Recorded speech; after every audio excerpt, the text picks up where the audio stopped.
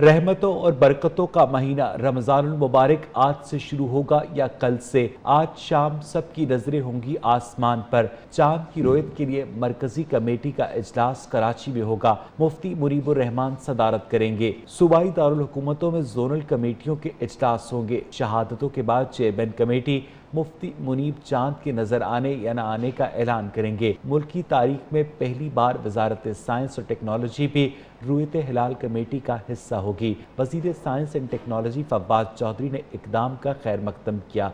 कहा, मजहबी त्यौहार इत्तेहाद और बरकत का बायस होते हैं और इसी जज्बे से आगे बढ़ना चाहिए। ताहम जो सऊदी अरब के साथ रोज़ा रखना चाहें वो शौक से रखें। तर्जुमान महकमा मौसमियात राशिद बिलाल का कहना है कि आज चांद नजर आने का इम्कान कम है। इंसानी आंख के लिए चांद की कम अज कम उम्र 19.5 घंटे होना जरूरी है। आज मुल्क के मुख्तलिफ शहरों में जो रुयत हिलाल कमेटी के इजलास होंगे उसमें चांद देखने के लिए कमेटी बैठेगी, लेकिन जो चांद की एज है वो काफ़ी कम है।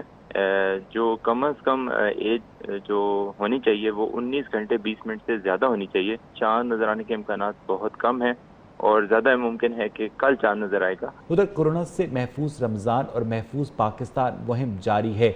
खुसूसी कमेटियाँ मसाजिद में 20 नुकाती मुत्तफ़िक़ा एलामिये पर अमल दरामद के लिए सरगर्म होंगी।